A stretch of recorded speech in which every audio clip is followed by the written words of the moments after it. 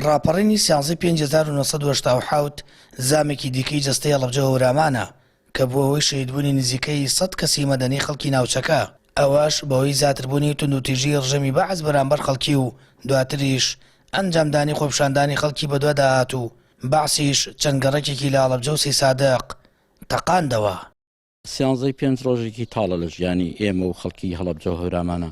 سیانزەی 5 پێمان وایە کە سەرەتای شۆڕشی یان هێرشی دژ بەگەلی کوردی بەناو ئەمفالی حکوومەتی بەعز بوو، چونکە لێرەوە بەڕاستی دەستی پێکرد ئەو کاتێکە یەکەم هەنگاوی حکوومەتی بەعز بەرامبەر بە میلەتەکەمان کە کردی لێرەوە دەستی خەڵکەکە زۆر پڕ بوو بەڕاستی ڕق و تۆڵەی تووڕەیەکە و تۆوی تۆڵە سندنەوە لە ناخی خەڵکە زۆر زیادی کردبوو، بۆیە ئەوە نەگەیشتاوە ئەنجامەی کە ئەوان بە بەرنامە ڕێژەکەی ماوەستان بەڕێ بکرێت وەزعکە تەقیەوە، بەڵام دواتر ئەوان هاتنە سەرخەت و ئەوانەوە بوو کە بڕیاری هیجرەتیاندا و ڕاپەڕینەکەی سیانزەی 5 دەستەیەک لە مامۆستایان و زانایانی ئاینی ئیسلام ڕابەرایەتیان کرد و لە بڵندگۆی مزگەوتەکانەوە بانگەوازی خۆپیشاندان کرا و سیاسەتی چەوسانەوەی بەعز ڕەت کرایەوە. لە مۆنومێنتی شەهیدانی هەڵەبجەش بە مەراسیمێک یادی ڕاپەڕینەکە کرایە و شاید حاڵەکانی ڕاپەڕینەکەش بۆ پەیام دەدوێن.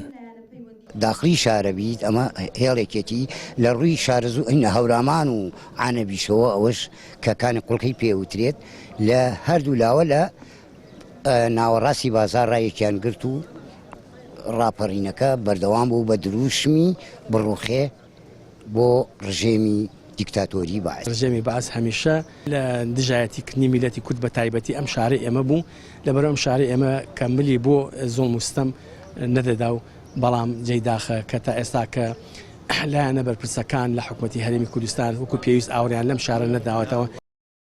سیانزەی 5 بیرەوەرێکی تری پڕ لە ئازاری هەڵەبجەیە کە زیاتر لە 50 کەس لەلایەن ڕژەمی بەعسەوە زیندە بەچاڵ کران و ژمارەیەکیش خۆپیشاندەر شەهید کران و ژمارەیەک گەنج و لاوی شاریش بێسەر و شوێن کران.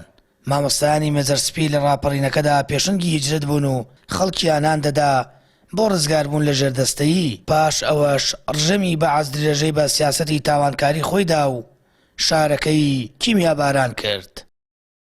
سامان فەتاح، کەناڵی ئاسمانی پەیام، هەڵەبجە.